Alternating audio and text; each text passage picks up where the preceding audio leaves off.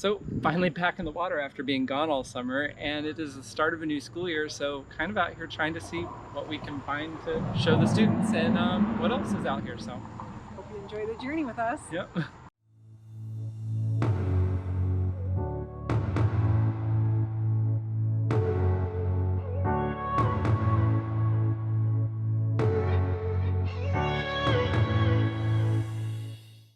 Back in the water once again, and it's always great to share the marine environment with everyone.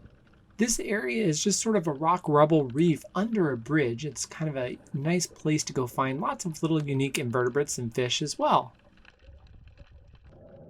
Now, the fish you see kind of darting around frantically in this particular clip is a damselfish, and they are territorial and they farm their little algae crops.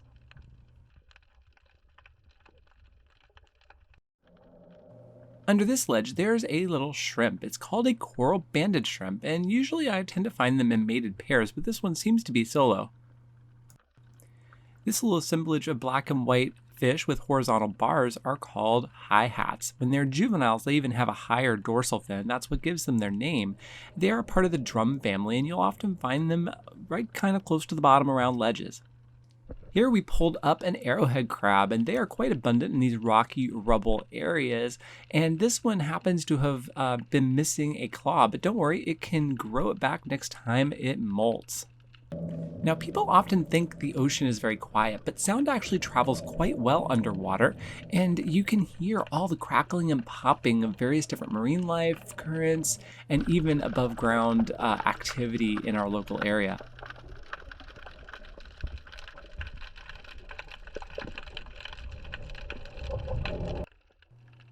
Out of the blue, here we have a squid. This is a Caribbean reef squid, and usually I see them in groups, and this one is solo, which is kind of interesting.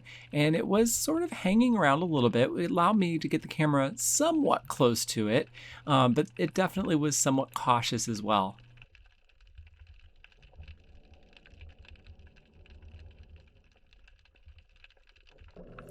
Now this is a school mostly of silver porgy, and those are the ones that are sort of disc-shaped with the black spot on the base of their tail.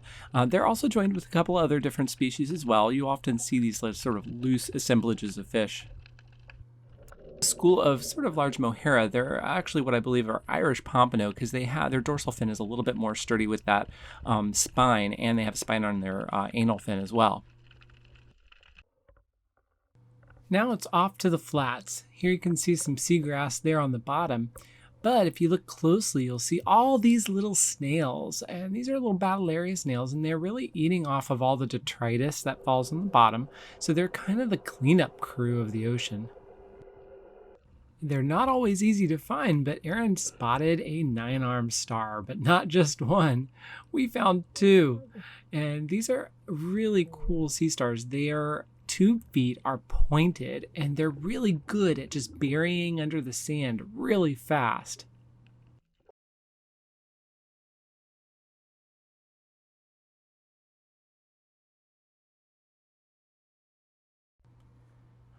Along the mangroves, it's a great place to find a lot of small fish and even juveniles.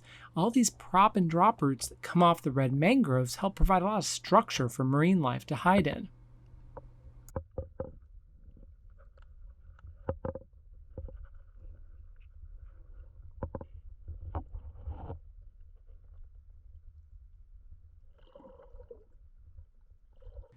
This is a conch, specifically a queen conch, and you can see the two eyes and then the mouth stalk in the middle, the proboscis. It's kind of a little bit wary of me, which is why it's not coming out too much.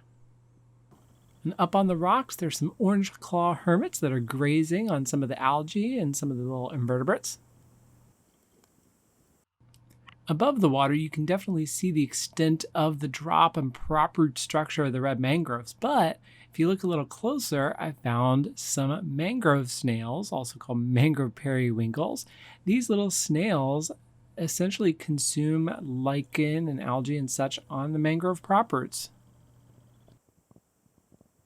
So before we actually got to the bridge and before it got cloudy and kind of stormy out, we actually checked out the ocean and the nearshore reef.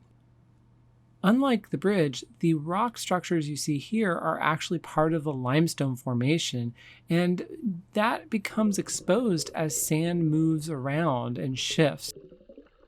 Here's a gray snapper cruising around, and a stone crab crawling up the little rock face there. Not too happy with me. Now, every year is a little different, but one of the things I noticed this year is the sand levels tend to be up a couple of feet compared to last year in the same area. Sometimes more reef will be exposed than other years. But either way, it is still pretty beautiful out there. So, until next time, keep exploring.